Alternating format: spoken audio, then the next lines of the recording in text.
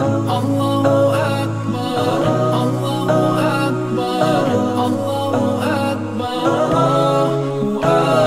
Allahu Akbar, Allahu Akbar, Allahu Akbar, Allahu Akbar, Allahu Akbar. If you ask me about love and wanna know about it. Terima kasih Ustaz Wanji, terima kasih Lepak Maqasid. Pertamanya kena bertanya, anda bukan sufi. Saya bukan sufi. Dan saya hanya salah seorang penterjemah kepada buku yang ditulis oleh Claude Adas, itu ada di belakang tu.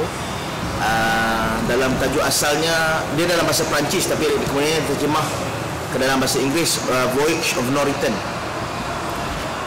Jadi kami usahakan waktu tu terjemahan tu, Voyage of No Return kepada bahasa Melayu lah. Sedikit sebanyak saya nak cerita sedikit penterjemah tu. Claude Adas. Claude Adas ni wanita lah. Dia wanita Perancis lawa, cantik, anak kepada Michel Chodkiewicz. Mereka ni semua dalam Ibnu Arabi Society dekat Paris dan London. Tak salah saya. Umur 19 tahun ayah dia masuk Islam, dan kemudiannya Michel Chodkiewicz mungkin maksud saya dilimpahi dengan rahmat Allah Ta'ala, maka dia berdekat dengan subjek Ibnu Arabi, dan kemudiannya ramai anak-anak murid dia, dan dia pun antara sekolah Ibnu Arabi yang terhebat lah, malah diiktiraf antaranya di Iran dan sebagainya. Dia dirujukkan. Anaknya ialah Claude Adas, ataupun saya rasa mungkin pronunciation yang betul ialah Claude Adas. Dan dia tulis Voyage of No Return ni adalah abridged edition, iaitu edisi yang dipadatkan daripada karya hagiografi yang lebih besar, iaitu Quest for the Red Sulphur. Jadi tujuan Claude Adas menulis kita kata biografi Ibnu Arabi ni, dua buku lah, Quest for Red Sulphur yang lebih tebal, dan yang buku hijau tu yang ringkas, abridged edition, ialah kerana tradisi menulis cerita wali-wali ni, terutama di alam Melayu lah kita kata ni, banyak banyak syarat dengan kisah keramat. Betul tak? Kalau kita baca dia pengkisahan saints ataupun wali-wali ni, termasuk dunia Katolik ke ataupun Islam ke atau mana-mana, kita panggil dia hagiografi, iaitu penulisan mengenai tokoh tersebutlah hagiografi. Jadi di dalam dunia Islam, saya rasa di subkontinen India, Pakistan bersama, dan juga alam Melayu, memang banyak syarat dia adalah dengan cerita-cerita keramat lah. Cerita-cerita boleh semayang atas angin, atas udara, terbang, jalan atas ayak. Bukan saya di sini nak mengambil peluang untuk menidakkan miracles tu, ada karamah tu, sebab dia ada rujukan-rujukan dia dalam tradisi Islam. Cuma penulisan hagiografi yang hendak diaplikasikan oleh Claude Adas ialah penulisan hagiografi yang setia dengan disiplin sejarah. Di samping masih juga menceritakan ada beberapa perkara-perkara yang menakjubkan. Sebagai contohnya, Claude Adas membuat research yang sangat ekstensif mengenai riwayat hidup Ibnu Arabi. Jadi Ibnu Arabi juga terlibat dalam penulisan hagiografi wali-wali sebelum dia, saint sebelum dia, atau guru-guru dia sendiri. Jadi apabila Ibnu Arabi menulis kisah itu, dia selalu ceritakan contohnya si Fulan ni belajar dengan si Fulan, tetapi guru kepada si Fulan ni meninggal sebelum si Fulan ni hidup, maksudnya lahir. Jadi adakah di situ satu rekod yang bercanggah? Satu persoalan. Satu lagi ialah kerana menurut disiplin sufi ini ialah pengajaran atau ajaran sang guru itu boleh datang dalam bentuk alam yang lain, yang mana dia muncul, dan yang mana Ibnu Arabi ada menceritakanlah pertemuan dengan para rasul dan sebagainya. Jadi itu sebagai ringkas mengenai buku yang diterjemahkan tersebut. Jadi apabila saya cerita sedikit mengenai, ya, saya rasa daripada sudut tarikh lahir 1165, dia umur dia lebih kurang 75 tahun lah Ibnu Arabi ni. Dan sudah tentulah pengalaman spiritual dia yang menakjubkan, yang menarik minat ramai orang ialah apabila dia daripada Andalusia pada waktu itu bergerak ke timur, iaitu akhirnya dia wafat di Damsyik dan dikebumikan di situlah. Jadi itu adalah spiritual journey.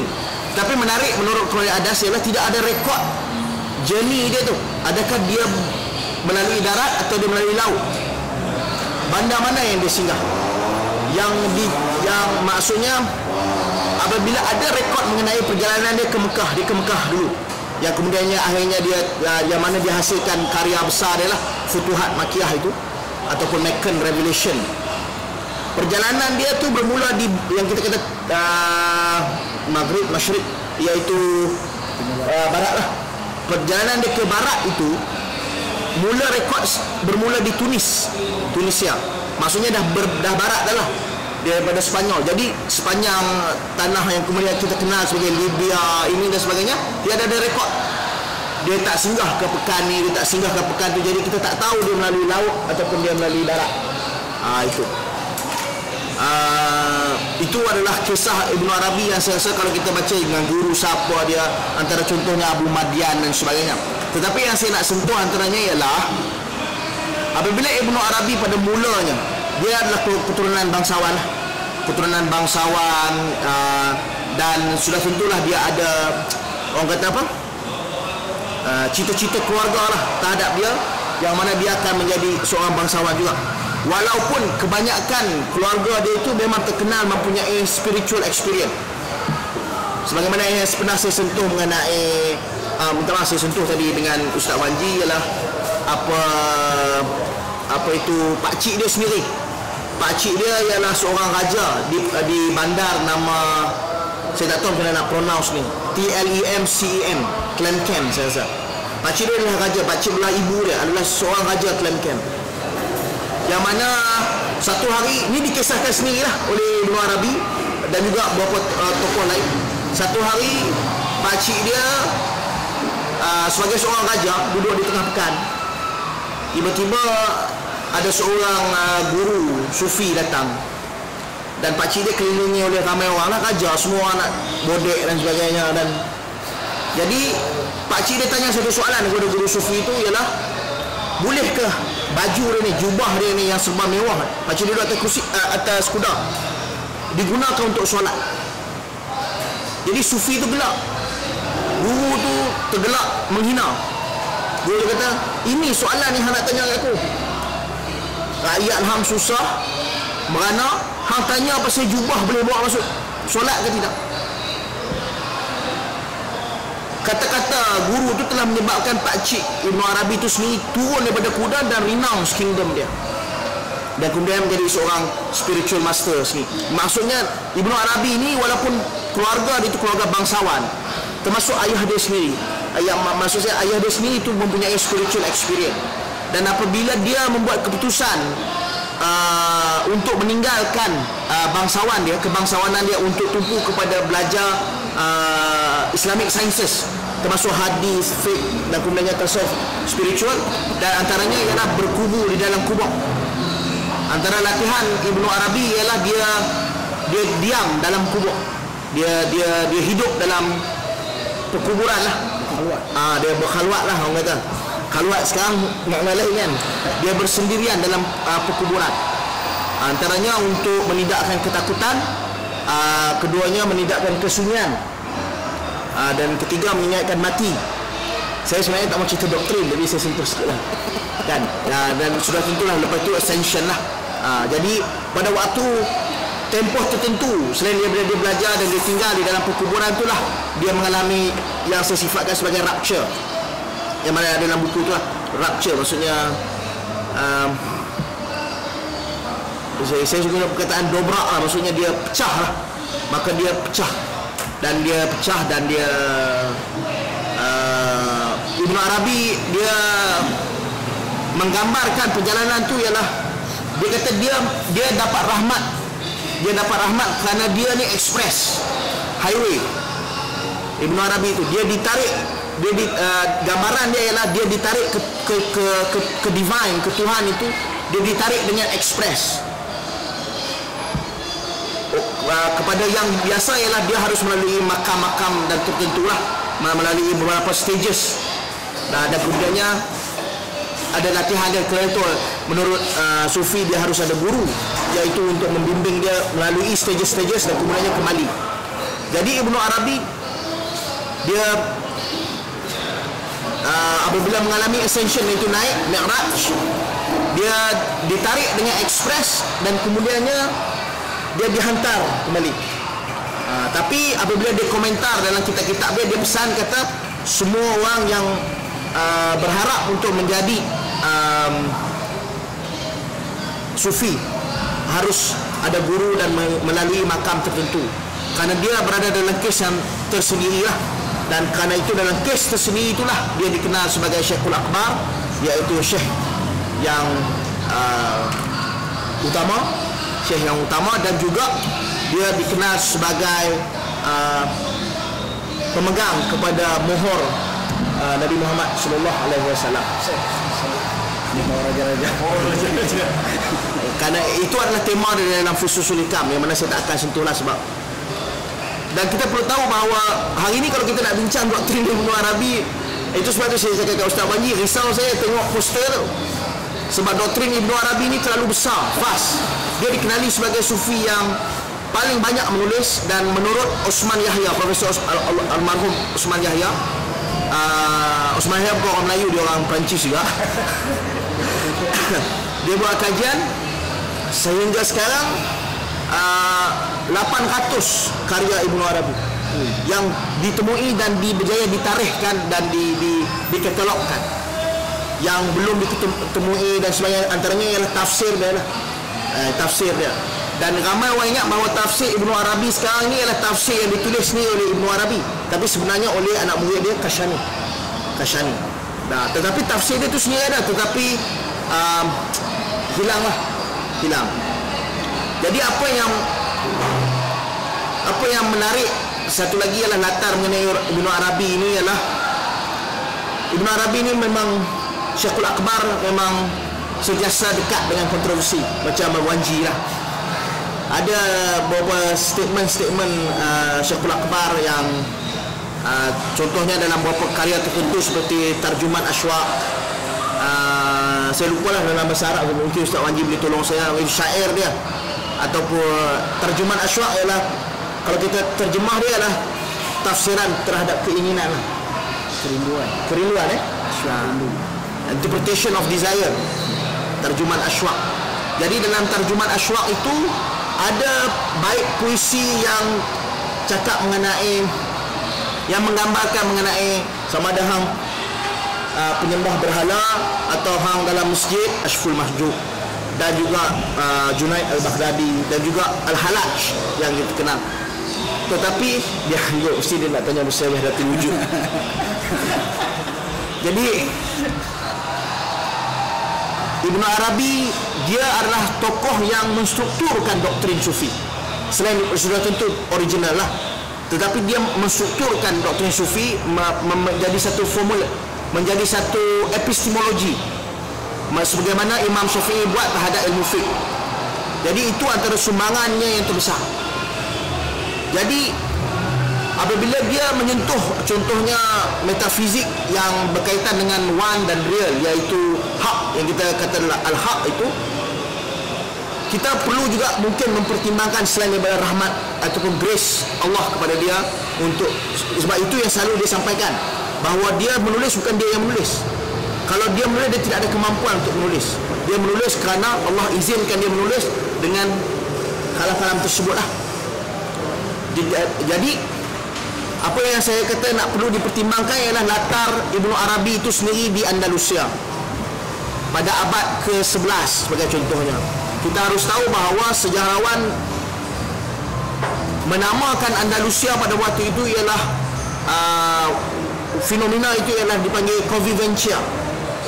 Ibnu Arabi ini lahirnya di bandar nama Murcia, tetapi kemudian dia pindah ke Cordoba. Jadi Cordoba ni pusatlah pada waktu itu. Jadi kita perlu semua tahu mengenai Cordoba sebagai pusat budaya, pusat falsafah, pusat ilmu. Dan di situ adalah satu bentuk kejutan, kalaupun bukan kepada Ibnu Arabi, kalaulah kita sendirilah pergi pada waktu itu. Digambarkan padri berbincang dengan ulama, rabai bincang dengan ulama, dan jeneral Cordoba juga terdiri daripada antaranya namanya Solomon Ibnu Gabirol. Solomon Ibnu Gabirol ni seorang Yahudi dan juga seorang poet yang terkenal, yang mana mengungkapkan sajak-sajak Yahudi, sajak-sajak dalam bahasa Yahudi dan Arab Andalusia pada waktu itu. Saya pernah terbaca dalam satu artikel dalam New York Review of Books yang ditulis oleh Harold Bloom, bahawa waktu itu adalah kemuncak sastra medieval Yahudi, Jewish, zaman pertengahan. Dan sudah tentu kita tahu kemudiannya pengaruh Ibn Rushd sendiri yang akhirnya membawa kepada mempengaruhi seorang bernama Musa Ibn Ma'mun ataupun Moses Maimonides yang kemudiannya menjadi ahli falsafah Jewish yang terkenal. Jadi itu adalah latar dia. Jadi saya tidak pasti sama ada latar ini mempengaruhi Ibnu Arabi dalam mengungkapkan beberapa doktrin dia yang berkaitan dengan contohnya yang saya sebut tadi lah, apabila ada doktrinnya. Dan sudah tentu Ibnu Arabi sangat radikal, Al-Halaj juga radikal, tetapi Ibnu Arabi radikal dan berjaya oleh kerana mungkin strukturan doktrin sufinya itu, maka dia tidak dihukum sebagaimana Halaj. Kita tahu bahawa Al-Halaj ada dua perbicaraan sebenarnya, bukan satu. Dia ada dua perbicaraan. Dan perbicaraan dia yang berkaitan, kita tahulah bahawa aku itu adalah kebenaran, aku itu realiti, maka kerana itu dia dihukum. Kerana dia antara tuduhan terhadap dia ialah dia claim bahawa dia adalah divine atau lordship, yang mana dia bantah. Ada satu surat Al-Halaj iaitu daripada Tuhan Yang Maha Esa kepada simpulan-simpulan. Jadi surat itu di-abuse kepada sebagai bukti dalam pembicaraan. Dia mengaku bahawa surat itu adalah tangannya, maksudnya tulisan tangannya, tetapi bukan dia yang menulis, dia kata. Dan Al-Halaj menerangkan bahawa tidak berlaku union antara divine dengan diri dia. Jadi dia tidak claim the lordship, dia tidak claim bahawa dia Tuhan. Jadi di sinilah kalau kita dengar banyak kekeliruan, tetapi Ibnu Arabi menerangkannya dengan lebih baik.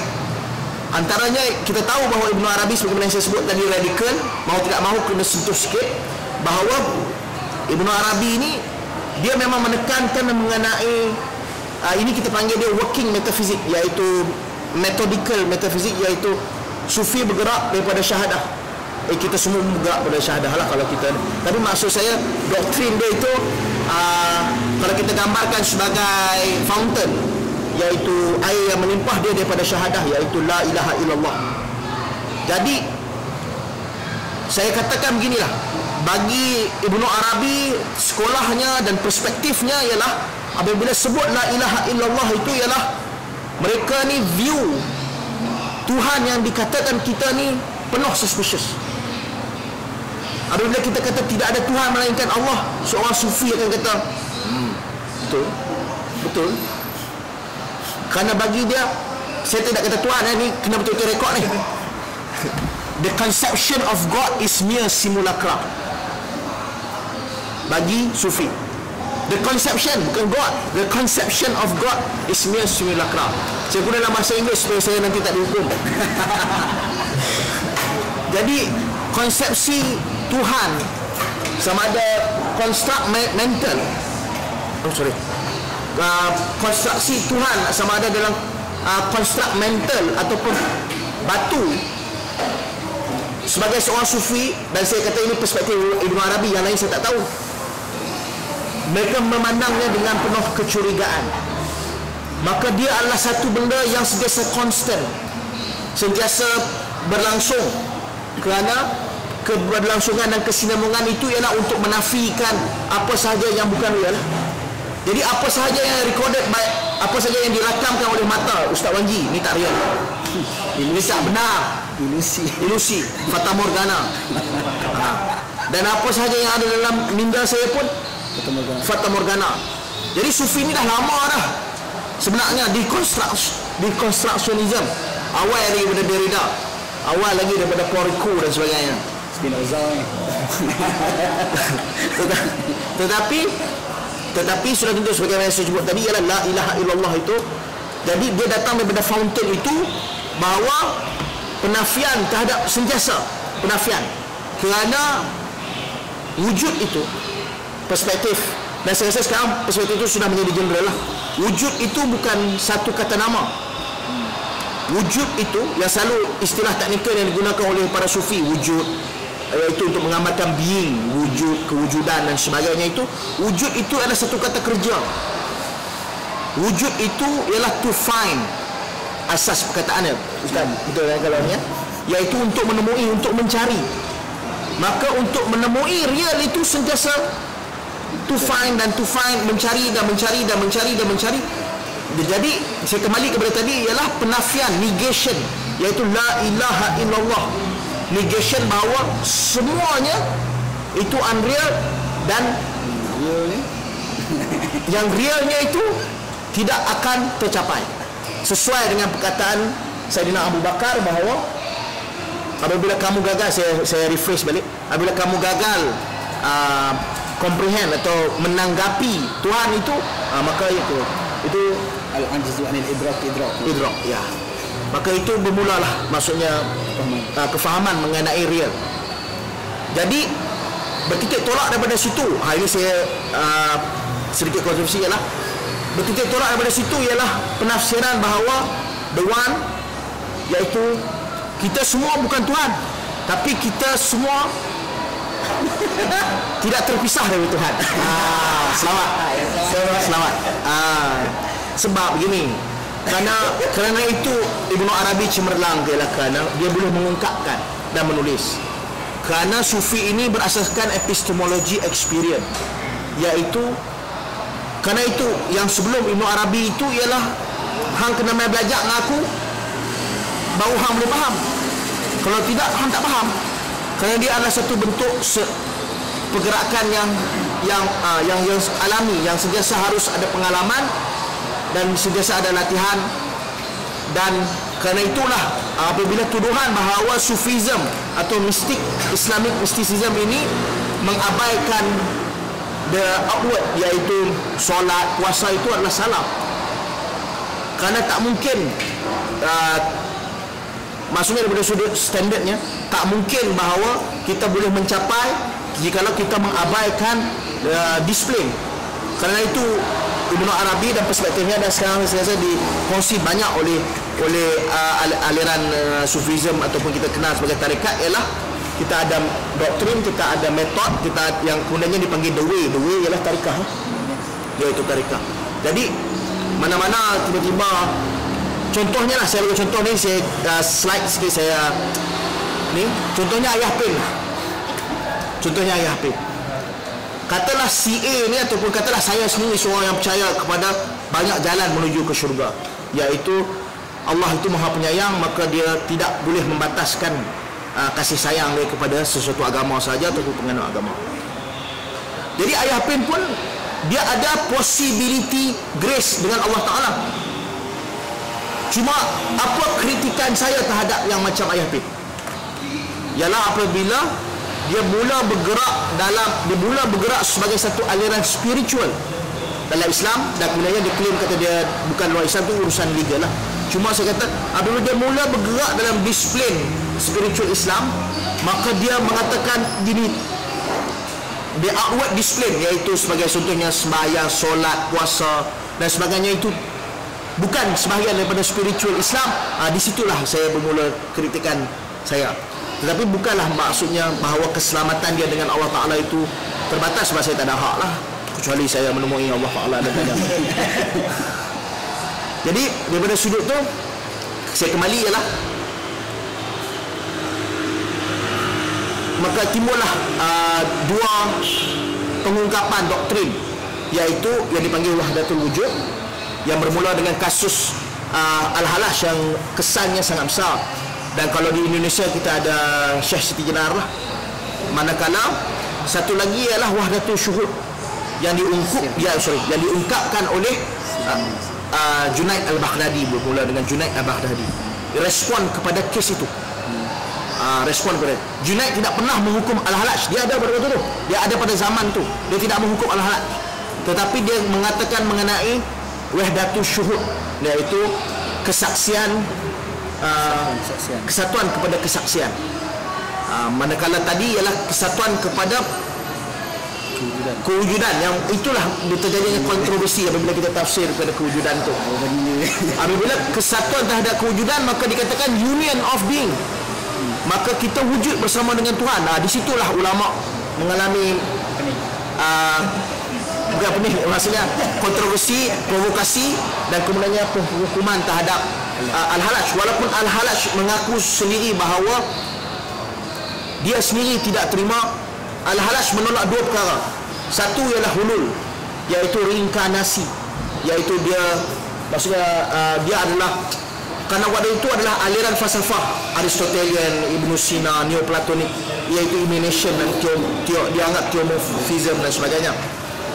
Jadi dikatakan bahawa dia menceritakan mengenai cahaya Tuhan kepada dia, dan seolah-olah dia hulul, reinkarnasi, divine.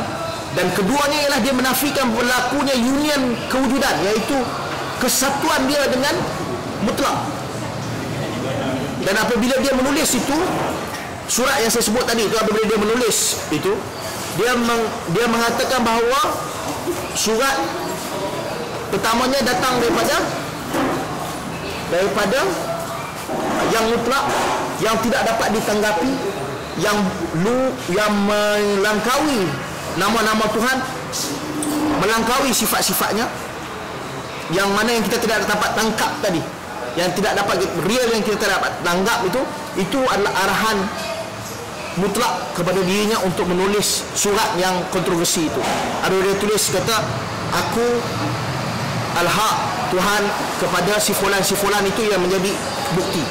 Dan ini jugalah yang kemudiannya menjadi tafsiran dalam surah Al-Ikhlas, tafsir surah Al-Ikhlas oleh Ibnu Arabi, yang diungkapkan oleh anak murid dia sendiri Al-Kashani, bahawa kul, iaitu perkataan say, katakanlah, kul itu adalah daripada Tuhan yang divine, yang tidak dapat ditanggapi tadi, the real. Kul huwa Allah. Maka Allah itu pada level sama dengan nama, sifat, dan dia, apabila kita tak dapat tanggap sesuatu, maka kita harus ada sesuatu untuk menanggapinya. Maka Allah lah terjadi. Maka nama itulah yang nama yang paling supreme menurut perspektif Ibn Arabi, dan nama-nama yang lain lah. Jadi kul yang tadi, yang berkaitan dengan bahawa Tuhan yang tidak dapat ditanggapi itu, kemudiannya dengan nama-namanya yang multiple, maka disitulah adanya multiplicity of being, kepelbagaian dengan satu, dan satu dengan kepelbagaian.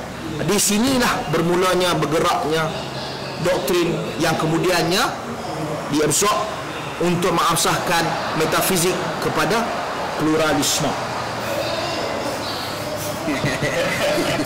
Jadi ta'adudiyah itu yang nama ustaz kita lah, Wanji ta'adudiyah. Maka daripada dialog antara nama yang banyak, Rahman, Rahim dan sebagainya, dengan yang tadi sifat Tuhan yang, ataupun Tuhan yang tidak dapat ditanggapi tadi, maka dia bergerak dan kemudiannya menjadi trajektori kepada pluralisme dan pengungkapan Ibnu Arabi yang kontroversi, yang boleh akhirnya menjadi asas kepada beberapa gerakan, beberapa ekspresi spiritual Islam yang membenarkan spiritual yang lain, termasuk Buddha, agama Hindu, Kristian, Katolik dan sebagainya, Yahudi. Itu juga mempunyai keselamatan daripada Tuhan Azza wa Jalla. Saya rasa sekian dulu, kita buka kepada perbincangan. Assalamualaikum. Ada yang siapa nak tanya, sila. Tak panas lah. Ada sahabat tanya, sila. Tak apalah, nak tanya dulu. Agak-agak Ibn Arabi ada pengaruh Plato. Jadi antara sarjana yang besar yang mengkaji Ibn Arabi ialah Asim Palacios, seorang Spanish lah. Jadi Asim Palacios mengatakan bahawa pada waktu Ibn Arabi membesar dan kemudian sedang belajar, ada dua sekolah, ada dua mazhab spiritual di Andalusia, iaitu mazhab Almeria, iaitu nama tempat, dan sebelum itu Masara sebelum daripada Almeria. Jadi ada beberapa tokoh yang mewakili. Jadi dikatakan sekolah Masara itu terpengaruh dengan dikatakan Neoplatonism ataupun teologi of Aristotelian yang meminjam daripada pengaruh falsafah. Jadi Asim Palacios cuba mengaitkan dan juga mungkin Henri Coban yang menulis Creative Imagination of Sufism mengaitkan bahawa Ibn Arabi itu terpengaruh dengan Neoplatonism dan juga teologi of Aristotelian, dan kemudian apabila dia ke timur, dia juga terkesan mungkin dengan Suhrawardi dan sebagainya. Tetapi menurut Claudia Adas, iaitu pengarang buku tadi, dan juga later sarjana yang mengkaji Ibn Arabi, mereka menolak itu. Dan kalau menurut Cambridge Companion of Theology, Cambridge Companion itu ada seorang penulis nama Toby Mayer, ataupun nama Islamnya Amrul Musa. Dia kata untuk kaitkan Ibn Arabi itu dengan Neoplatonism dan juga Aristotle itu agak konjektural, dia kata. Mungkin Ibn Arabi lebih dekat dengan Ibn Sina dengan teori mahiyat. Okey, baik, sila. Siapa nak tanya, sila. Jangan kontribusi sangat. Dia takut soalan-soalan baik.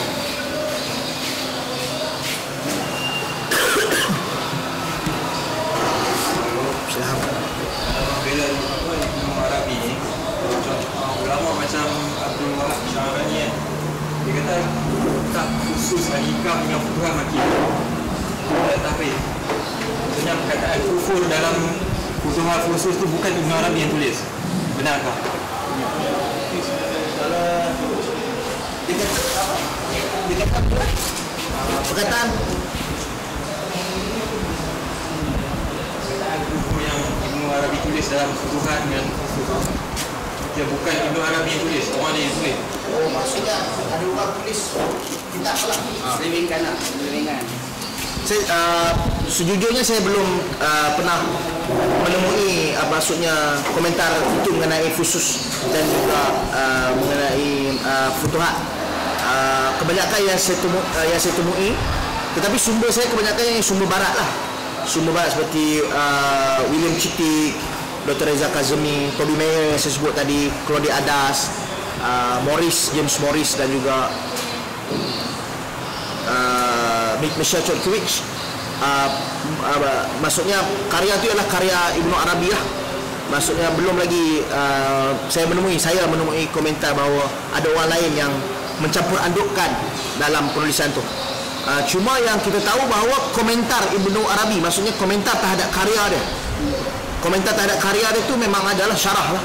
Sebagaimana anak murid kepada guru kan, ramailah Kaisarinya, Kashaninya, dan antara yang kalau dah lewat abad-abad yang kemudiannya, antaranya ialah Mufti Turki sendiri yang terkenal itu, saya lupa nama dia, dan juga sebelum itu Putra Amir yang kemudian menjadi tokoh besar di Damsyik. Okey, Len, sila. Soalan pasal buku bukan doktrin sangat. Okey, sila. Ada anak tanya soalan. Apa beza Ibn Arabi dengan Rumi? Okey. Kalau tanya saya, tak ada perbezaan. Cuma Ibn Arabi ni dia macam, Ibn Arabi ialah Plato manakala Rumi ialah Homer. Maksudnya pengungkapan Rumi itu ialah pengungkapan yang bersifat sajak, poetik, syair. Manakala bukan Ibn Arabi, Rumi. Manakala Ibn Arabi itu doctrinal, dia mengungkapkan doktrin dan juga menstrukturkan doktrin.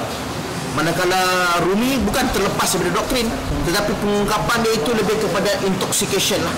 Rumi iaitu lebih kepada cinta, tema dia. Walaupun Ibn Arabi juga tidak terlepas daripada itu, kerana cinta kepada Allah dan kecintaan Allah kepada kita lah yang memungkinkan grace. Kerana akhirnya bagi Sufi, usaha sendiri kita tak akan berjaya, kita tidak akan dapat penetrate. Hanya dengan rahmat, cinta, maka kita berjaya. Okey, lain. Silakan.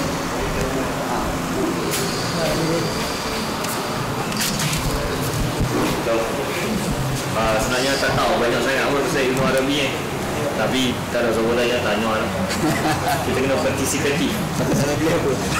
Banyak tanya, mungkin disebabkan tak tahu banyak pasal Ibn Arabi, nak tanya kritikan kepada aliran Salafi terhadap mungkin bukan sekadar Ibn Arabi lah, dari segi konsep yang tarikat walaupun wujud.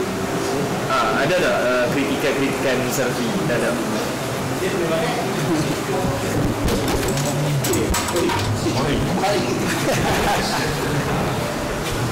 kritikan? Saya rasa kritikan terhadap Ibn Arabi ni lebih kepada abad 20 saya rasa sebenarnya. Kerana pada waktu sebelum ini memang ada kritikan, contohnya Ibn Taymiyah sendiri juga ada kritikan. Tetapi kebanyakan ulama memandang tinggi Ibn Arabi. Dia mungkin bersifat pertama tidak menerima doktrin yang diungkapkan. Kedua, tidak mahu mengajar doktrin yang diungkapkan. Tetapi untuk mengkafirkan Ibn Arabi, ramai tidak sanggup. Kerana ramai yang mengaku bahawa dia kutuk. Kerana, dan antaranya satu lagi ialah, yang menariknya ialah Ibn Arabi ini pernah meramalkan bahawa akan wujudnya kerajaan Utsmaniyah. Maka apabila ramalan dia itu menjadi kenyataan, sama ada apapun faktor ya, maka makam dia di Damsyik itu kemudiannya dijadikan, dielokkan oleh kerajaan Utsmaniyah. Dan dengan sendirinya prestij Ibn Arabi, kerana empire orang yang mengakui bahawa dia mengikuti ajaran-ajaran Ibn Arabi. Dan satu lagi yang perlu saya tekankan ialah Ibn Arabi tidak mempunyai tarikat. Ya, Kashani, Kaisari, anak dia sendiri, tetapi dia tak pernah buat satu tarikat. Tidak ada tarikat Ibn Arabi. Kalau tiba-tiba ada orang klaim bahawa dia tarikat Ibn Arabi, kita akan kontes. Sebab dia tak pernah. Dia tidak pernah orang kata apa? Kirkab. Dia tidak pernah initiate. Dia tidak pernah initiate untuk ini madrasah, untuk memasukkan orang dalam tarikat. Tetapi ada beberapa tokoh-tokoh yang mengaku bahawa mereka dalam mimpi ataupun dalam keadaan kesedaran yang lain mendapat kirkab daripada Ibn Arabi, tetapi bukan tarikat, tidak mewarisi tarikat, hanya mewarisi barakah Ibn Arabi terhadap diri mereka. Okey, ada lain?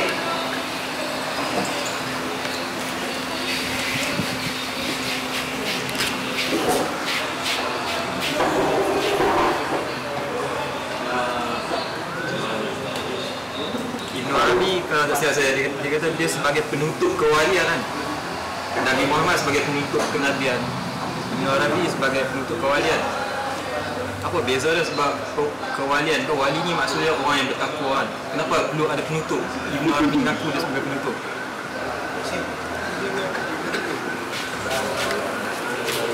Dia ada dua konsep lah dalam penerangan Ibn Arabi, iaitu seal of sense. Satu ialah dia khatamul awliya, dan satu lagi ialah khatamul anbiya. Dan dia mengatakan bahawa dia adalah seal of Muhammadan. Apabila dia kata penutup tu, maksudnya bukan semua orang tak boleh jadi wali dah. Itu bukan tema dia, kan? Apabila dia kata seal itu ialah, ini adalah tema dia dalam Fusus. Apabila Ibn Arabi menulis mengenai setiap spirituality ini mempunyai imprint para rasul dan nabi. Jadi ada setengah contohnya, saya bagi contoh lah untuk menerangkan, sebab saya pun bukan seorang sufi yang boleh menerangkan ini. Jadi ada Syekh Darqawi di saya rasa di Algeria atau Tunisia, Syekh Darqawi, yang mana dia dikatakan mempunyai imprint Sayyidina Isa, iaitu imprint Nabi Isa alaihissalam. Maksudnya setiap spirituality ini, tarekat ini yang sekarang ini, mereka mempunyai limpahan cahaya kenabian. Ini yang dikatakan tuduhan bahawa mereka ini dulu absorb teori Plato, iaitu the emanation. Untuk persoalan ontologi, ada satunya being yang decisive, maka dia ada cahaya, the emanation. Jadi tema ini ada dalam sufi, dan kerana itu bagi sarjana barat mengatakan bahawa ini mereka mengambil atau mencedok daripada Greek, falsafah Greek. Kembali kepada soalan tadi ialah, jadi semuanya ada fas, ya. Semuanya ada mohor. Jadi Ibn Arabi itu dia bukanlah nabi atau bukan rasul, dia cuma ialah pemegang mohor Nabi Muhammad, iaitu dalam dunia aulia, bukan dunia para rasul dan para nabi, yang mana Nabi Muhammad itulah khatamul anbiya.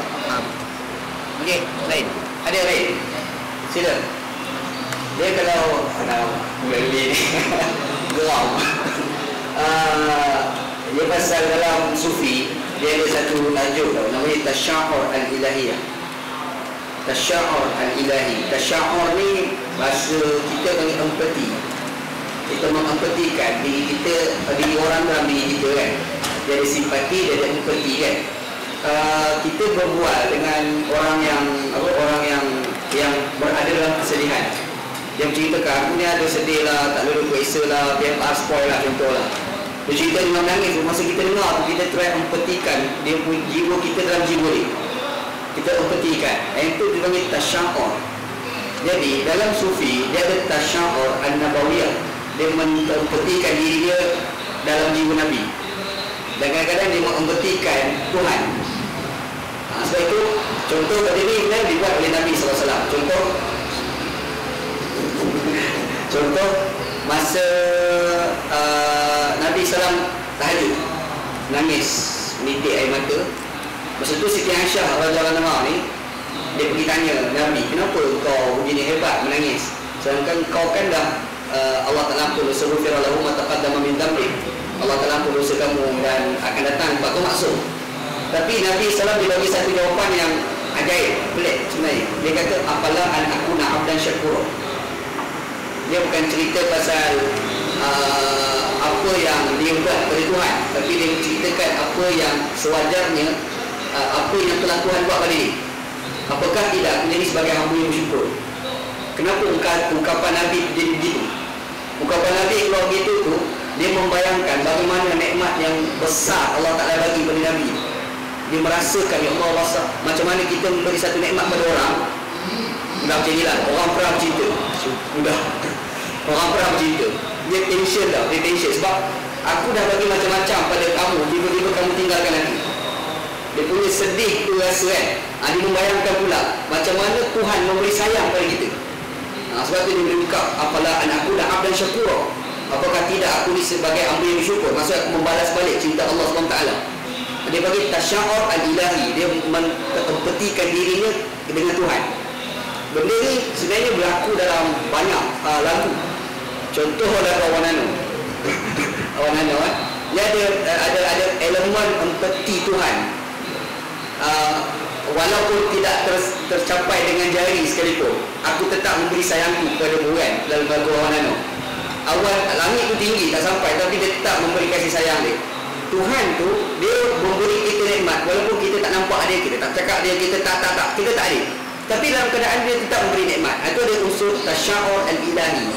Ada empati ketuhanan tu. Ada satu lagi dia bagi empati kenabian. Yang ni yang Ikmal sebut tadi. Empati, dia empatikan diri dia. Macam mana Nabi rasa, cerita aku kena rasa. Gitu lah komentar anda lah. Tak tahu lah tambah apa atau kau guna lagi Ikmal. Wallahualam. Tak tahu betul kan? Betul lah.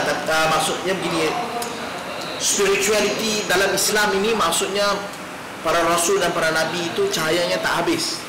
Dan kerana itulah kita lihat, dan contohnya dalam pengkajian ilmu macam hadis dan sebagainya, ijazah tu penting daripada guru kepada guru kepada guru kepada guru kepada guru kepada guru. Selain daripada authenticity-nya, penekanan terhadap authenticity subjectivity itu ialah kerana dikatakan barakah itu tidak terputus.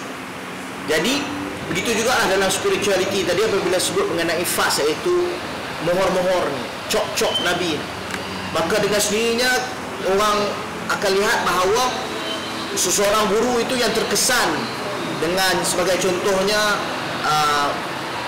imprint Nabi Isa alaihissalam, maka kita akan lihat compassionate-nya dan bagaimana dia dengan sekeliling dia, dengan alam. Dan juga ada yang melanjutkan bahawa maka karomah-karomahnya juga berkaitan dengan karomah-karomah rasul-rasul yang dia dapat imprint tu.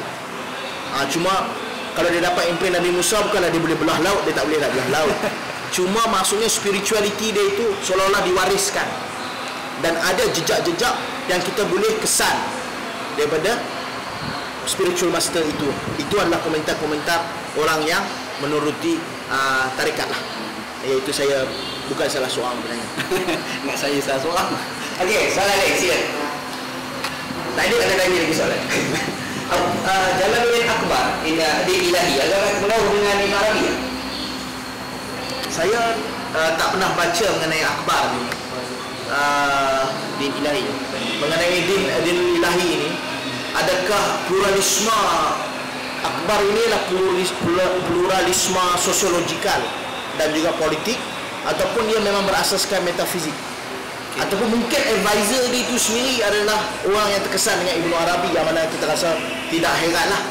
Cuma kita tahu bahawa di India, contohnya ada Simnani dan sebagainya, itu agak menjadi dinding penghalang kepada aliran Ibn Arabi untuk masuk antaranya ialah saya rasa Sir Hindi sendiri, dan juga Sir Hindi dia kritik Akbar bin Ilahi ni. Dia kritik lah. Maksudnya ini yang menjadi dinding-dinding penghalang lah. Dan saya rasa antaranya ialah Syah Waliullah sendirilah yang menjadi penghalang kepada aliran-aliran ini. Dan apabila saya sebut mengenai pluralisme yang berasaskan sosiologi, sekarang pun kita lihat ada contohnya orang seperti Profesor John Hicks itu menghujahkan pluralisme itu berasaskan kenyataan sosial, bahawa kita, macam mana kita nak tolak bahawa dia adalah satu kenyataan dalam kehidupan kita. Tetapi mereka yang berasaskan contohnya Dr. Reza Kazmi, ni bukunya, ni buku yang saya rasa penting lah suatu hari, the Other in the Light of the One, the Universality of the Quran and Interfaith Dialogue. Maksudnya metafizik pluralisme, yang mana ada artikelnya yang telah diterjemahkan dalam buku Islam dan Pluralisme, yang buku itu diharapkan oleh KDM. Kita terjemahkan artikel dia, iaitu berjudul Banyak Jalan Menuju ke Syurga.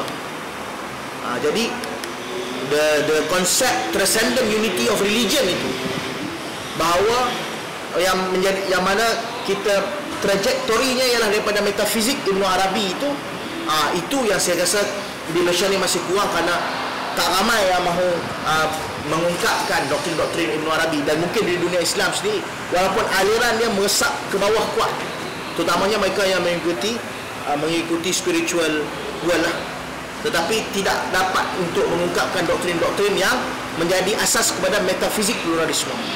Sekarang kalau kita dengar orang argue atau hujah, ialah pluralisme yang berasaskan kepada realiti masyarakat, bukan kerana, kalau dalam dunia Islam lah kita katakan, tidak berasaskan kepada sisi metafizik. Okey. Lain. Agak-agak semua agama masuk syurga. Apa cerita?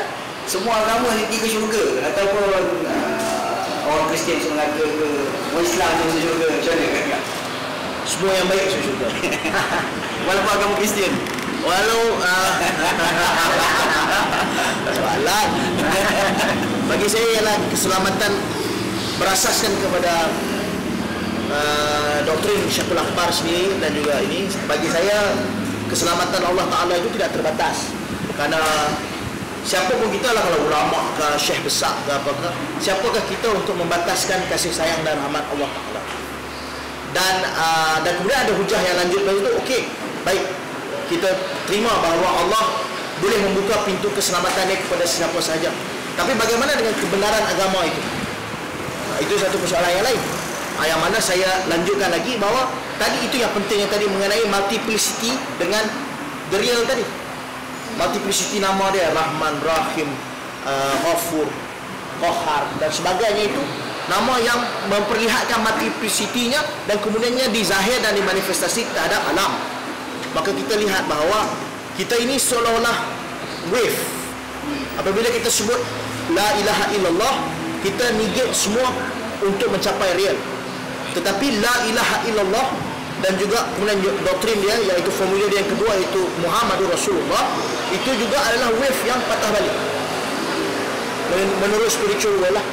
Iaitu spiritual perspektif ialah kita, diri kita, hati kita mencari kepada real, kerana itu tugas kita. Tetapi kerana multiplicity, kasih sayang rahmat Allah, Allah Maha yang menjadikan, Maha menghidupkan, Maha mematikan, maka dia yang real menjadikan yang unreal. Maka unreal ni kita, unreal ni kita, termasuk dalam yang saya boleh katakan ialah agama kita juga sebahagian daripada unreal. Agama yang lain pun juga unreal. Jadi semua yang unreal apabila mencari real, maka terbukalah pintu keselamatan. Jadi kalau dia Katolika, Protestan kah, Hindu kah, Buddha kah, kalau dia contemplate untuk mencari yang real, iaitu yang kita namakan Allah, yang mereka namakan yang lain kah, maka insya-Allah moga-moga menemuilah dia.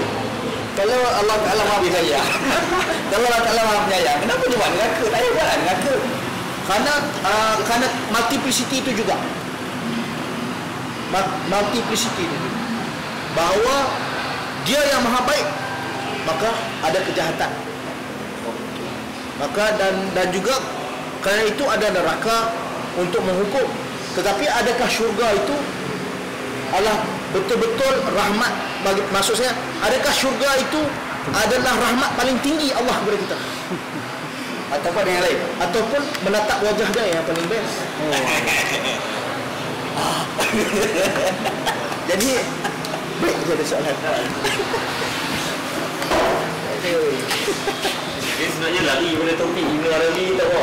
Apa? Dia macam Ya, tapi ada kaitan sikit lah, jangan lari. Pastikan selamatkan saya lah.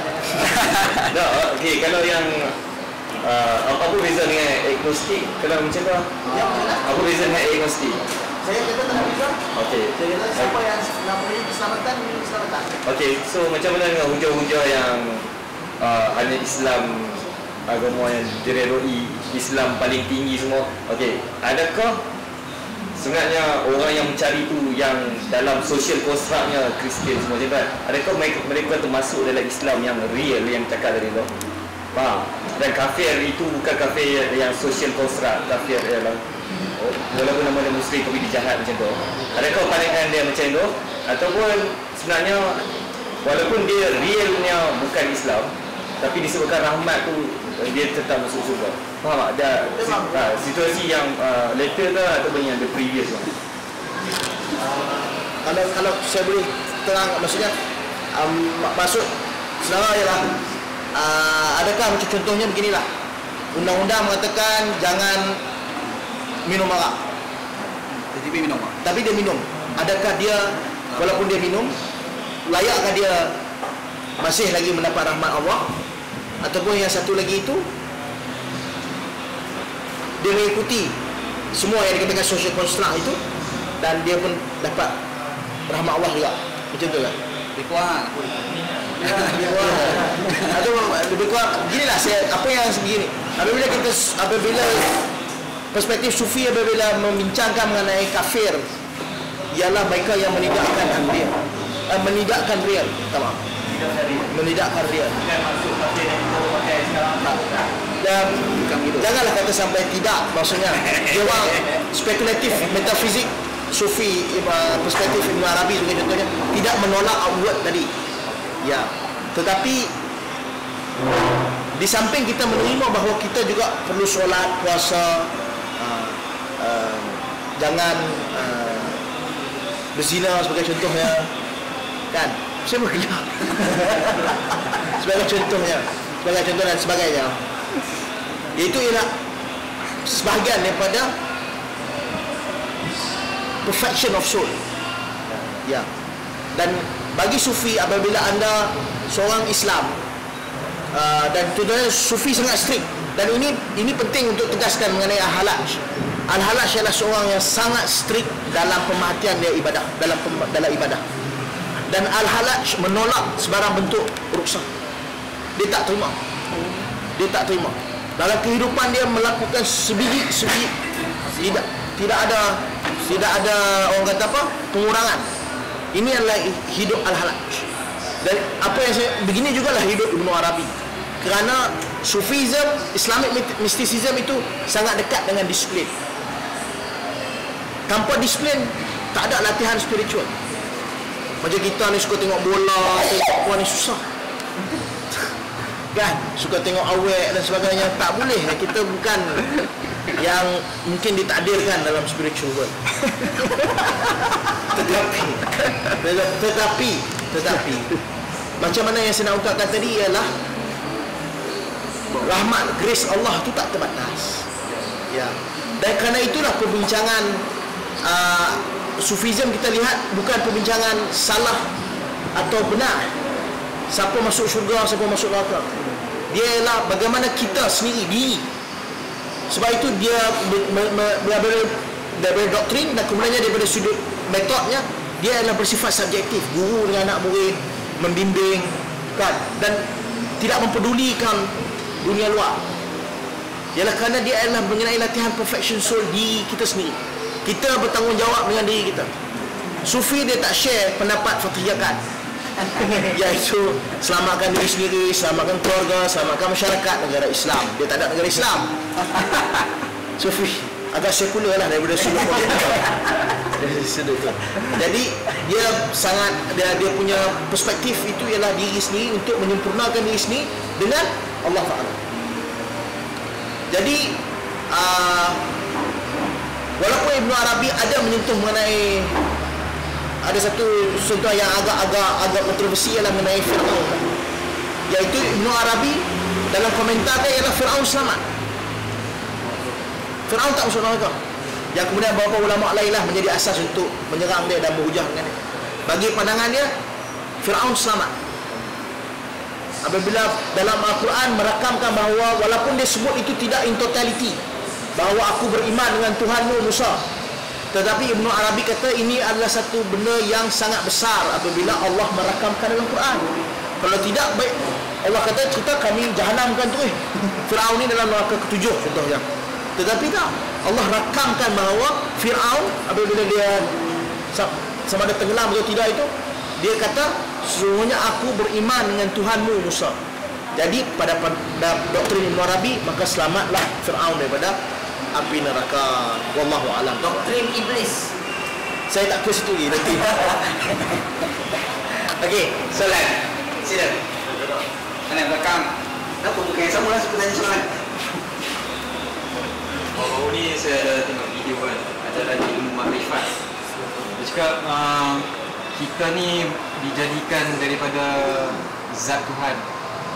Okay. Mungkin saya rasa dia ambil dalil daripada ayat Quran yang kata min ruhi tu, daripada rohku. Kutipkan roh kepada daripada rohku kan, kepada Adam. Nabi Isa kan?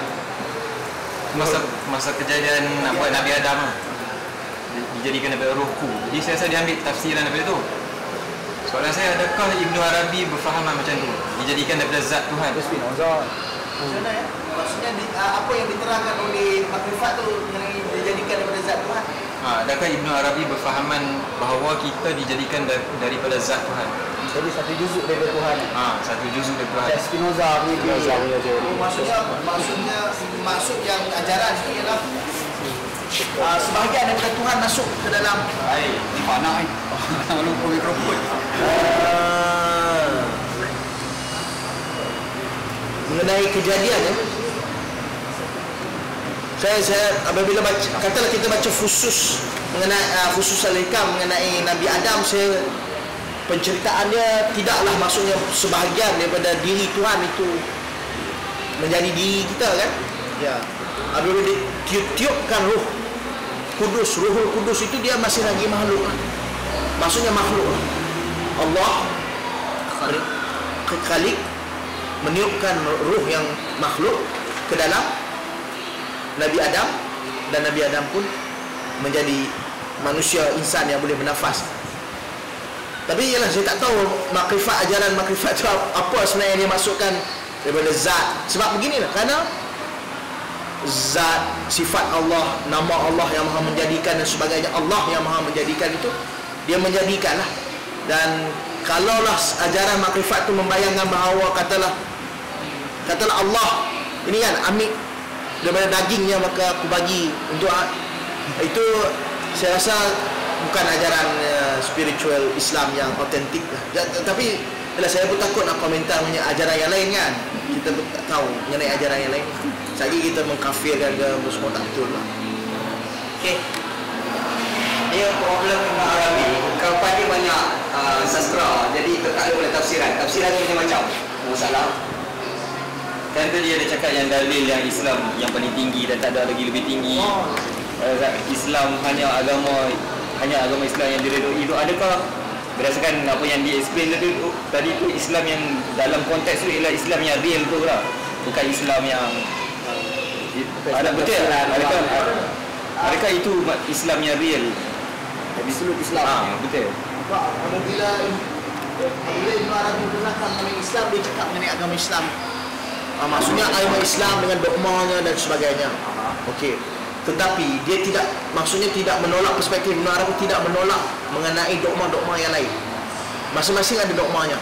Dan mengenai slogan Islam yang tinggi ini semua, ini adalah yang Itu bukan perbincangan yang masuk syurga masuk neraka lah. Itu perbincangan yang agama real. ialah akhirnya yang real itu sama ada agama ataupun spirituality, iaitu kalau dalam Islam itu ya, contohnya beginilah, dalam Sunni apabila kita sebut Islam pun tak tepat. Dalam Sunni kita ada tasawuf, tetapi dalam Syiah kita tidak ada tasawuf, kita ada irfan dan sebagainya. Jadi dalam Katolik kita ada juga mysticism. Dalam Hinduism pun kita ada Advaita Vedanta, dalam Buddha ada Zen dan sebagainya, iaitu aliran spirituality yang masing-masing yang berasaskan dogma masing-masing. Ya, macam kita ada dogma kita lah, Islam kita ada dogma kita ada ibadah kita, ada doktrin kita, ada tauhid kita. Jadi apa yang Ibn Arabi buat ialah satu tafsiran. Contohnya kalau tauhid, jadi setengah orang kata la ilaha illallah, maksudnya berhala, untuk tempel dan sebagainya. Tetapi bagi dia itu bukan the most important thing ialah penafian terhadap unreal untuk mencapai the real.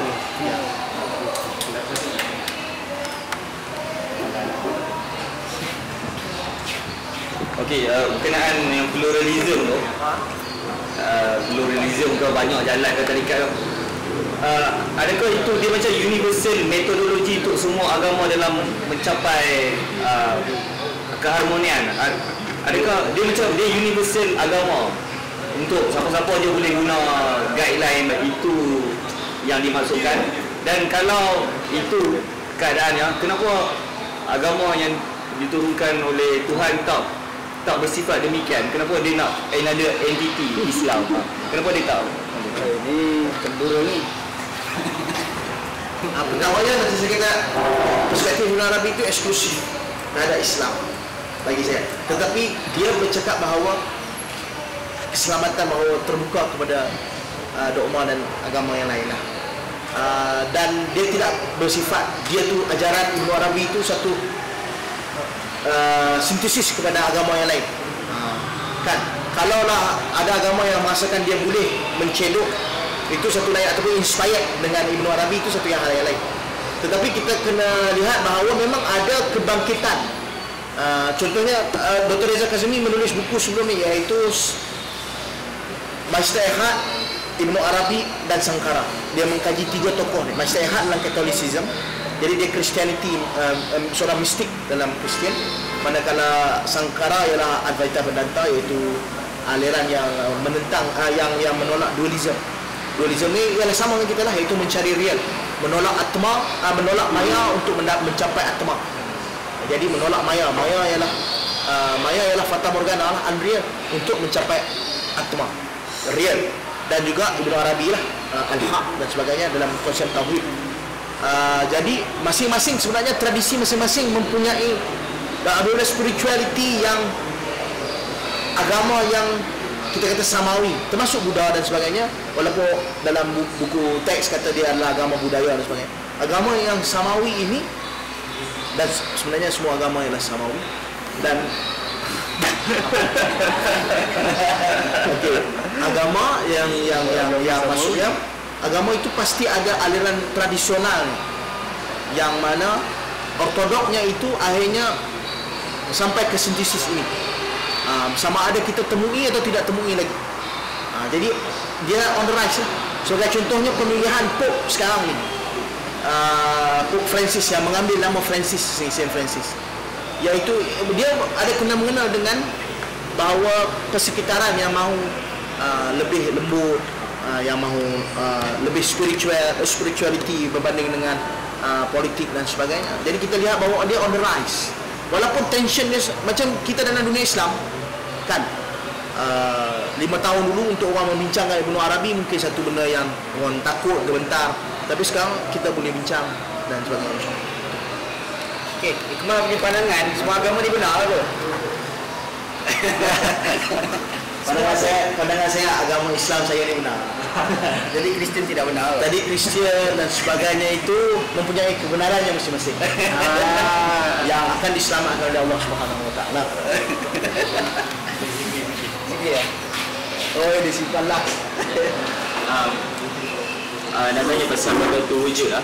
Adakah ia perkara yang sama dengan falsafah existentialist lah, as in self-determination ataupun macam tu lah, as in adakah dalam kita mencari diri tu ia selari dengan falsafah existentialist tu? Sekali Ibnu Arabi punya pandangan tentang falsafah existentialist lah. Right, question. Pertamanya saya tak mahir, tak tahu mengenai falsafah existentialist.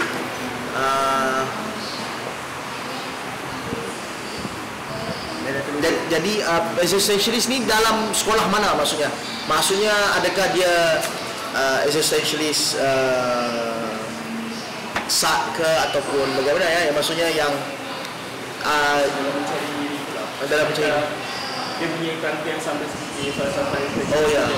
Saya tak pasti mengenai struktur dia sama ke tidak. Saya rasa sudah tentulah falsafah mempunyai struktur yang lain lah, kerana dia lebih kepada reason, maksudnya akal manusia, dan kebanyakan existentialist dan ataupun existentialism saya rasa menolak maksudnya bantuan lah ilahi, ataupun ada yang radikal kewujudan ilahi seterusnya lah.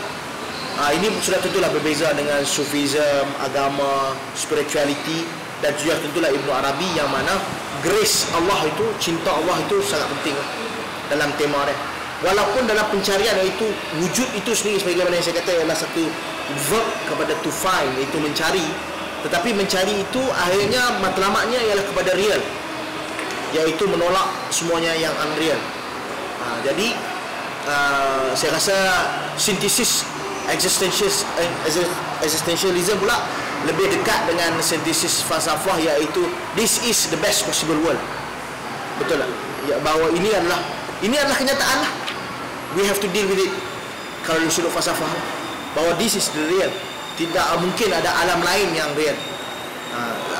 Yang mana kalau Leibniz pula yang bukan existentialism, this is the best possible world untuk daripada konsep unreal untuk membuktikan kewujudan Tuhan. Jadi existentialist mempunyai struktur yang lain saya rasa, manakala spirituality terutamanya Ibnu Arabi mempunyai sintesis yang lain. Okey, baik, boleh. Silakan. Okay,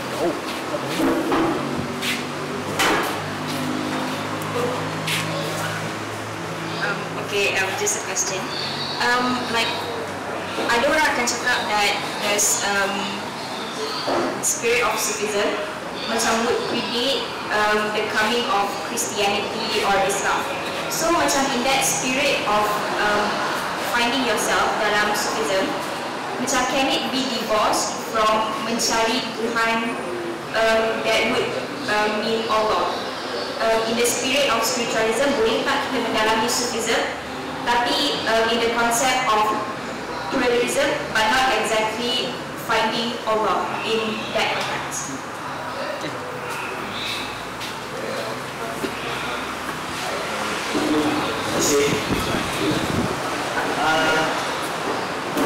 Namanya Sufism memang strictly untuk dogma Islam. Maksudnya to use that kind of structure and methodology to find other than Allah. Ya, apabila kita Sufism, Allah connotes real. Dia dan setiap spirituality yang lain, Christianity, Buddhism atau Hinduism, dia ada spirituality dia yang masing-masing. Dan I doubt Hinduism ataupun Christianity akan menggunakan spirituality Islam untuk trajektori dia untuk find other than contohnya untuk find Jesus kan, ataupun untuk menemui yang lain. Matlamatnya sama, masing-masing mempunyai doktrin atau metod yang sama untuk menemui matlamat yang sama. Tetapi to use the structure and body of Sufism dalam dogma Christianity Katolik sebagai contohnya, I doubt it will be possible. I think almost impossible. Ya. Okey. Baik, ada lagi. Ada soalan? Dah datang nak masuk celah mana? Ada, sila. Tentang nasihat pasal wahdatul wujud dengan wahdatul syuhud yang Justin Syanahan.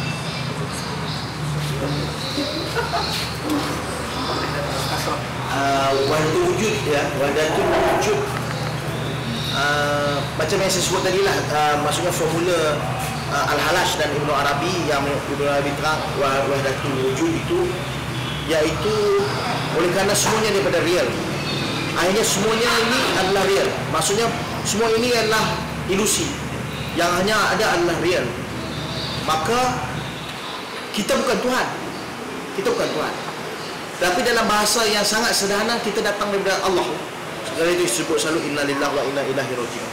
Itu dalam bahasa yang modest, yang bahasa yang sederhana dan tidak memprovokasi.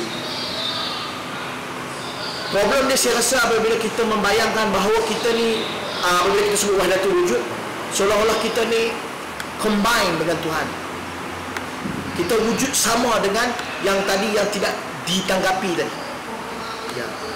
Walaupun apabila kita fana, contohnya dalam sufi, apabila kita berjaya, Allah mula membuka pintu, mula membuang hijab demi hijab untuk semakin dekat dengan dia. Saya guna perkataan dekat sebab kita tak tahu macam mana nak gambarkan keterdekatan, proximity antara kita dengan divine. Maka kita dengan latihan yang diberi oleh guru kita dan sebagainya, kita semakin dekat, maka kita fana sebagai contohnya. Dan apabila kita intoxicated itu, kita jangan ke situ lagi. Maksudnya apabila kita sudah fana dan sebagainya itu, maka dengan sininya itulah kita kata wahdatul wujud. Setengah dalam English kita kata unity of being, tetapi yang ini menulis unicity of being. Kita bukan seolah-olah saya dengan divine ini teh tarik dengan gelas ni. Tidak, saya tidak. Jadi kita tidak boleh membayangkan itu. Tetapi kita juga oleh kerana nama Allah iaitu zahir dan batin, outward dan inward. Yang outward itu ialah tidak mungkin ada sesuatu yang lebih yang boleh yang boleh keluar ataupun terpisah daripada Tuhan. Betul. Kerana Tuhan bukan satu entiti yang duduk di tengah dan ada yang lain pusing kepada dia. Dan Tuhan juga tidak boleh duduk dalam sebagaimana dia duduk dalam poket saya. ataupun dalam roh ataupun dalam badan saya, betul tak?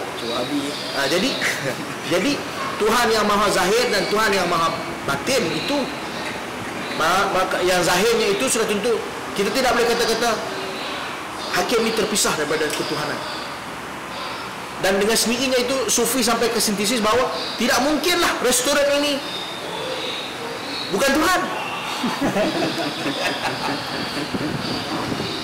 Saya tak mau ke situ sebenarnya. Tapi memang tidak mungkinlah, impossible lah bahawa ini Tuhan, betul tak? Kerana itu zahir dan batin. Kerana itu apabila kita sebut wahdatul wujud ialah bahawa ia adalah satu proses kita menafikan unreal menuju ke real, dan dalam mental construct kita dan juga di luar kita. Contohnya sekarang penyakit saya suka tengok drama Korea sekarang. Jadi setiap subuh dan setiap maghrib saya harus melatih diri saya supaya sentiasa ingat bahawa dia itu sebahagian daripada kehidupan, detachment. Maka latihan itu sebenarnya bagi saya apabila sebut wahdatul wujud ialah satu latihan, bukan saja doktrin, dia adalah satu latihan untuk menafikan unreal menuju ke real. Manakala wahdatul syuhud itu tadi, yang mana sebenarnya tak beza pun sebenarnya, kecuali lah wahdatul syuhud itu ialah satu respon terhadap wahdatul wujud yang sangat kontroversi waktu itu. Maka Junaid mengungkapkan wahdatul syuhud, kesatuan dalam penyaksian. Apabila kita sebut kesatuan dalam kewujudan, maka tadi kita akan terkeliru begitu. Tetapi apabila kita sebut kesatuan dalam kesyuhudan, dalam kesaksian, maka kita bersaksi itulah la ilaha illallah. Maka dia lebih kepada metodologi, lebih kepada teknikal, lebih kepada pencarian yang tadi, dan kemudiannya yang tadi saya telajak tadi kepada intoxication kan, bahawa dia mabuk. Maka istilah dia apabila seorang yang mabuk itu dia sebut apa Ustaz? Satat perkataan dia tu. Apabila Al-Halaj sebut bahawa anak Al-Haq itu dia adalah kerana dia mabuk. Kali pertama dia diselamatkan. Tapi keduanya itu dia ni lah. Dan terutamanya apabila dia orang bawa bukti surat itu dan dia mengaku bahawa handwriting dia. Jadi bagaimana kita untuk membezakan bahawa dalam mahkamah sekarang lah, aku tulis tapi aku kata bukan aku yang tulis, Allah yang tulis. Ya, jadi itu adalah konsekuens apabila kesatuan kewujudan tadi, ataupun sebenarnya sama dengan kesatuan kesyuhudan tadi pun sama. Cuma tadi yang seorang tu tak dapat nak kontrol dia, yang manakala seorang lagi tu harus ada sobriety untuk kontrol dia, kesedaran untuk kontrol dia. Yang mana kesatuan kewujudan tadi itu, tapi daripada sudut doktrinnya itu sangat berada di peringkat yang tertinggi lah dalam sufi. Dan untuk mencapai dia, realisasi dia itu, untuk jadi kita kata minal muhaqqiqin, untuk menjadi di situ, itu adalah satu proses yang saya tak tahu macam mana sebut, yang sempurna lah buat realisasi kewujudan kita. Okey, baik, ada lain soalan, sila. Sila, ada tuan-tuan. Ada kita pun jawab tajuk.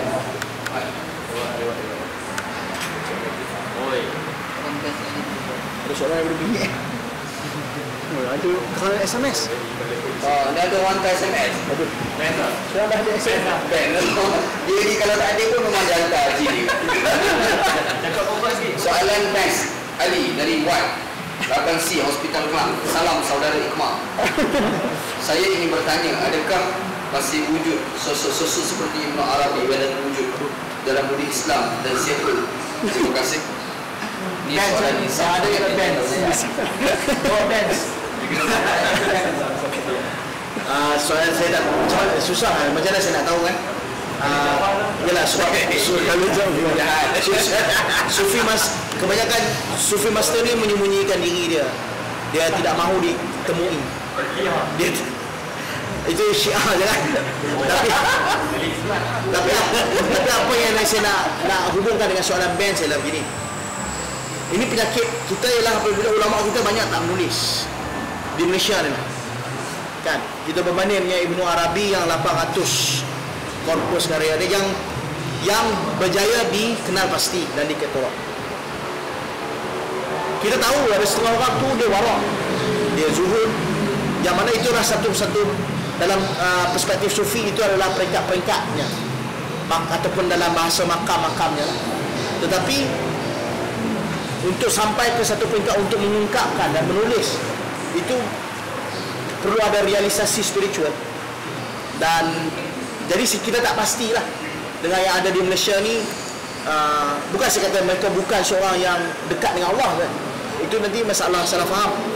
Mungkin mereka lebih dekat dengan Allah, tetapi maksudnya daripada contribution seorang seperti Ibn Arabi, Jalaluddin Rumi, dan kemudian Al-Ghazali sendiri, yang daripada seorang tokoh fiqh pindah kepada seorang tokoh spiritual dan boleh menulis dalam dua dunia itu dengan baik, walaupun kita setuju atau tidak setuju dengan doktrin dia kan.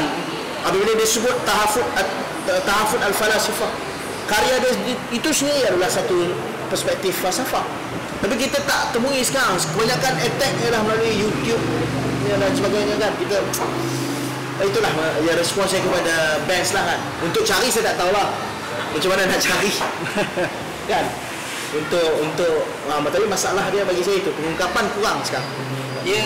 Orang sufi ni kan dia rasa tau, dia kadang rasa ni disukar nak diungkapkan dalam bentuk tulisan kan. Ya. Macam mana Ibn Arabi tu yang dia rasa diungkap dalam tulisan, apakah yang ditulis itu absolute apa yang dia rasa ataupun itu bahasa yang dia mampu kemukakan? Macam mana kan? Inilah soalan postmodernism. Tapi jawapan Ibn Arabi ialah bahawa dia bukan dia yang menulis. Orang menafsirkan dia. Allah yang memberi keupayaan kepada dia menulis. Dan apabila saya awal tadi kan, apabila dia dalam spiritual training dan bagaimana Allah buka rapture dan dia highway, dia express, dia diberi kitab, dia diberi satu manifestasi, dia diberi, dan apabila dia terima tu, dia mula menulis. Apabila dia kita kena sedar lah, apabila dia sedar dia mula menulis, dan dia mula menulis treatise lah. Saya rasa dia tak pernah berhenti menulis sehingga dia wafat. Dia tidak pernah berhenti menulis. Allahu Akbar. Mal guna kalimah wafat kan. Okey, yang salah lain sila.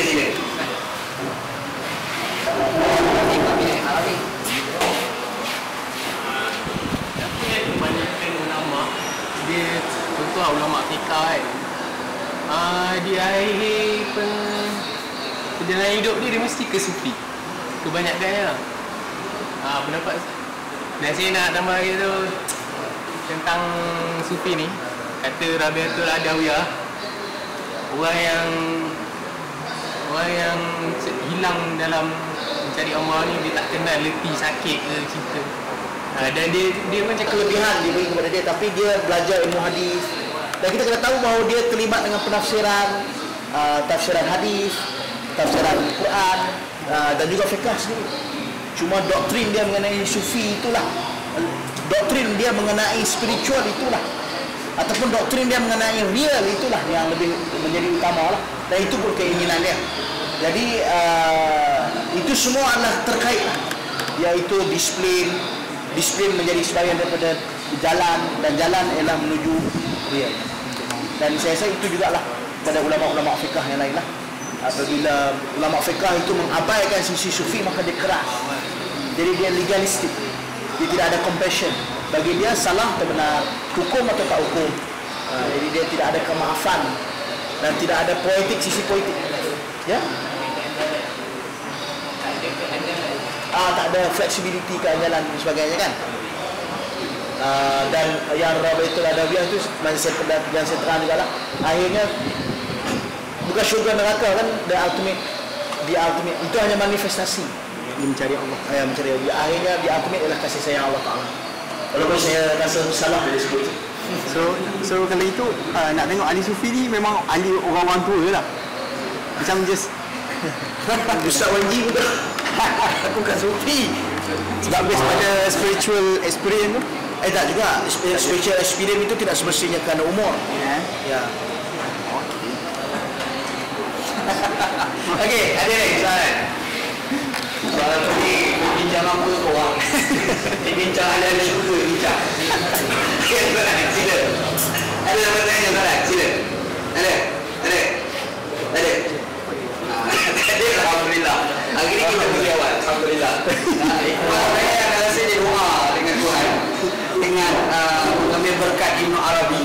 Boleh cepatkan habis. Okey, malam ni kan.